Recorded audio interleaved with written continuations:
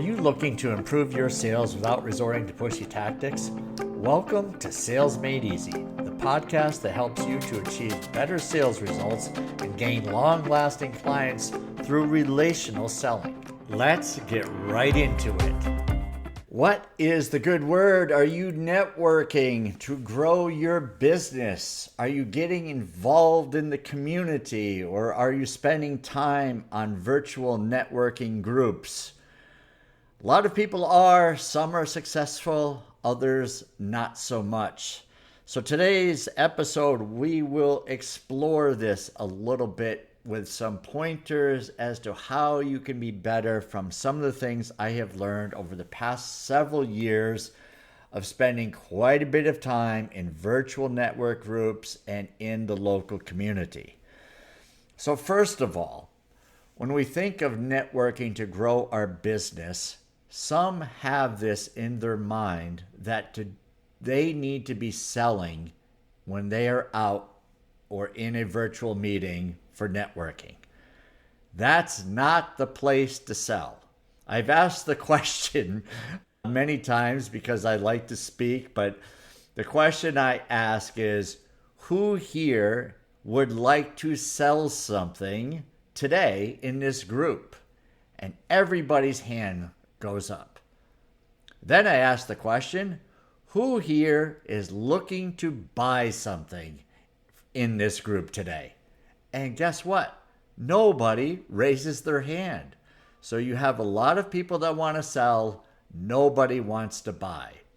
So the key is to understand that when you're out networking, it's not to sell, it's to grow your connections, build trust, find collaborators, hopefully potential clients, but you don't do that by selling. You do this after you are in a network event and you have one-on-one meetings, you find out what people need, you provide value for them, and that in turn will lead to some sales.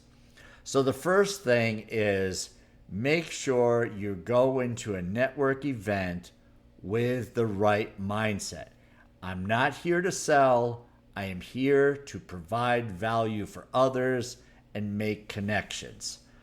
That to me is the way to do it. I think I am on the same page with many who have made a career out of networking for their business. I know one fellow who has been building his business for years, and he does very well by providing custom clothing. He never prospects, he never sells, but people see the value he provides, and he is constantly out in the community, and people know what he does, and people come to him for the business. So he's got a great approach. He is his brand. He knows that very well. And he basically sells high-end clothing to people that, need to buy high-end clothes. So there's a lot of different approaches to networking. Some love the 30-second pitch, the elevator pitch, and their feeling is if I get people to memorize the pitch, then those people will remember me and they will sell for me. There are others of the mindset that if they provide value and they educate the group, this is where I fit in, is that by my educating the group and providing value, I'm hopefully being seen as the go-to person.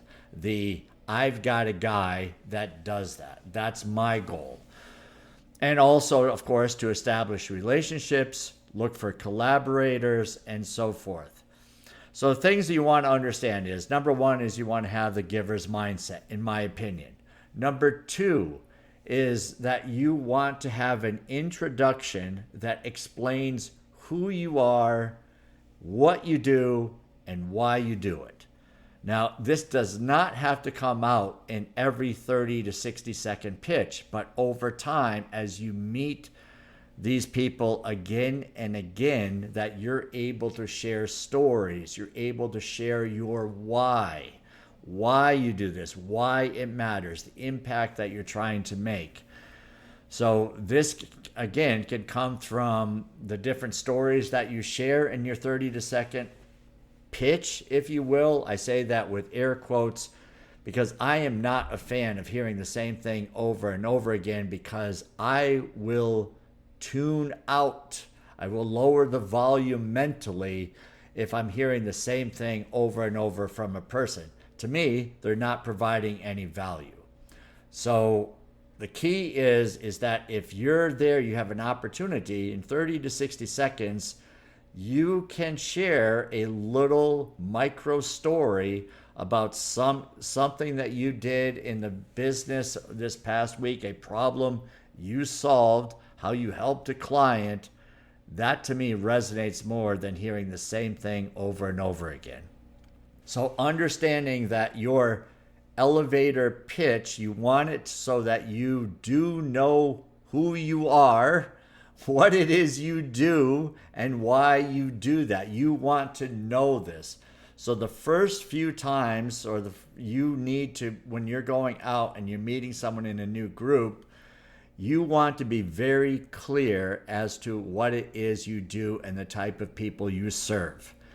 I've seen people many times that will say things under the breath, and even vocally they'll say, I hate talking about myself, or I'm not a salesperson, or I don't like this part. They're people, I understand that, but we're there as business professionals, and I've had the same challenge, right? I don't like talking about myself, but you have to get the pitch down so that people can look at you and say, that person, they know what they're doing, they're confident in what they're doing, and it is much better for you when they see that. Now, over time, you'll share stories, you'll provide value in different ways, you'll connect with people, you'll have meetings after the meeting, and so forth. That's where the real relationships get built. It's not necessarily in the group, it's in the one-on-ones afterwards. So find the people that are in the group that can either, in the way I look at it is, can they be an influencer? Can they help me in my business? Can they be a potential person that buys, a prospect for my business, or a collaborator? So when I started to get involved in the local community, I was doing a lot online.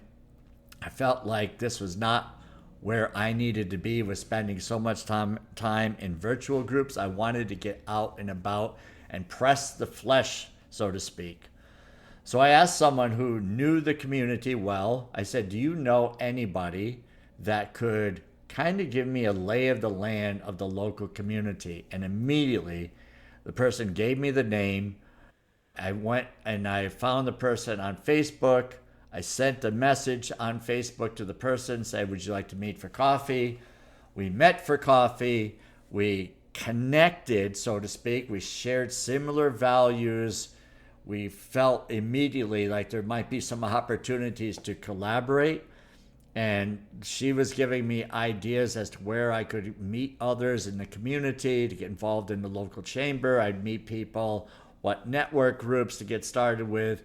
Until I figured out where I was going to spend my time, this was super helpful because, number one, it gave me what I needed, which was a little bit of a guide.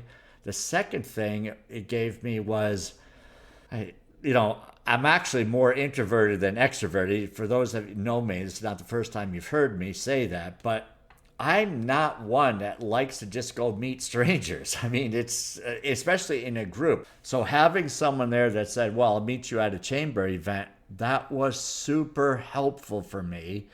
And then once there, you start talking to others, meeting and greeting people, asking what they do and asking if they'd like to meet for coffee and so forth. And then it all falls into place. But that first meeting, going into a crowded room, is not easy for everybody. It's not easy for me. It's not what I love to do. But when I go in, I'm thinking all I need to do is provide value for one person, and this is all worth it. So I'm going to make someone's day. I'm going to give them the smile that they needed. I'm going to listen to somebody that needs to speak and share what's on their mind. And I can't tell you how many times people have said to me, wow, I really needed to hear this today, and so forth. So all of that is helpful for others. There's simple ways of providing value for people. Where does that leave us? We want the right mindset. We want to make sure that we are knowing who we are, what it is we do, and if it's finding a person to get you out in the community or taking the steps to get out in the community or virtual networking, if you haven't started, think of, I'm going to provide value for one person. I'm definitely going to know what I do, but I'm going to provide value for one person anyway. And just for a little recap on knowing what you do, use AI if you're not 100% clear. Use ChatGPT, use Perplexity. Get a 1 or 2 sentence statement out and practice it. This way, you will be very confident as you go into this meeting and say, I'm not going to stutter when I'm asked to stand and let people know who I am and what it is I do. You don't want to be on the fly winging it, because then what happens at times is that the nerves kick in and we don't know how to end. Someone says your time is up, and then we look kind of silly, like we've never done this before, and we're rambling, sort of like what I'm doing now. Rambling on is not a good thing to be doing while you're out trying to make a good first impression. All of that stuff matters. People are buying you, your personality, your look, your body language. We want to exude confidence. So having that pitch down, going into the mindset, I'm here to serve, I'm here to help people, provide value for people, all of that will help you. So we're not going to sell. It is all about the meetings after that network meeting, right?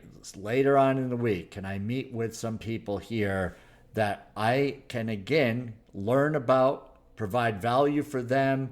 Maybe I can make a connection for them, and so forth. And so I go in thinking that, for instance, if I meet somebody that does windows, okay, or store or whatever, patios, whatever it is, I'm thinking I want to know enough people in the community so I can refer business to them. And I want to be known as the person that's connecting others. I don't have to be the connector, because I think there's balance in this, but I'm definitely going to help connect others. And I'm just going to touch on this, is that some people network, in my opinion, too much. The networking is taking away from what they need to be doing, which is maybe it's speaking to business owners and growing their business, and sometimes they don't want to do that. And so the easy road is, I'm just going to get involved in the community and hope people ask me for my business. That may work for some, but it doesn't work for everybody. So we have to be careful about that and be honest with ourselves. For instance, I know realtors. Some are doing very well, are super involved in the community, and they have the energy to do that.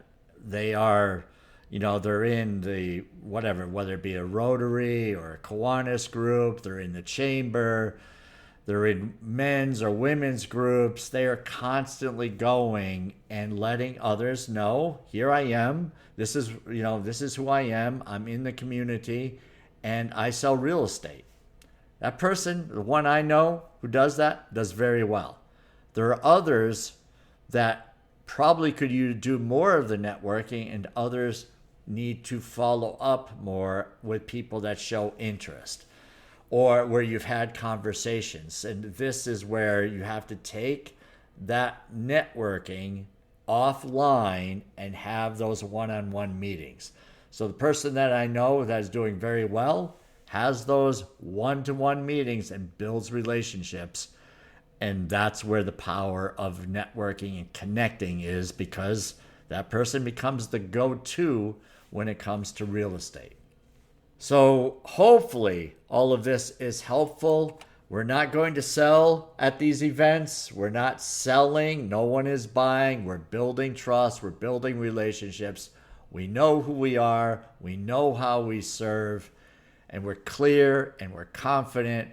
And this way you'll get past the I'm not getting enough leads or this group is cliquish. I mean, honestly, there are going to be some groups that are cliquish. And if you can't break down the barrier after a few months of going, maybe that group isn't for you. It just happens. Some people are so entrenched in relationships. It's human nature. It's not the end of the world. There are plenty of groups that are great, and you just need to find those. The other thing I just would be cautious of is look for people you can collaborate with. If you're in a business that is B2B, business to business, and everyone in the group or the vast majority of people in the group are B2C, it's probably not a great group for you. Find people that are in B2B, or at least you have a good percentage of people who are in business to business sales or business owners that are potential prospects for you. That's where you want to be, not or people that can give you referral and connections. But if it's B2C, they're not in the space where they can really give you a referral. So you can meet those people. It's good to know who they are if you're in the local community. There's value in that, but I wouldn't spend a ton of time in those types of places if you're B2B. So for B2C, that's different, but you get the idea, I'm sure. You want to be around people that can either give you referral, collaborate, or potentially buy from you. And I've been in plenty of groups, or I've visited plenty of groups where I've looked around the room and there's no one there that could do either for me. So just be cautious of that. You want to make good use of your time. Hopefully that helps. Go in with the servant mindset. Be well prepared. Do the right thing. Provide value for people, and you will have networking success. Serve first. The selling will follow. Thanks for listening to Sales Made Easy. If you enjoyed today's episode, please subscribe and share it with your friends. Also, you're invited to join the Facebook group Sales Training Selling with Dignity. Serve first. The selling will follow.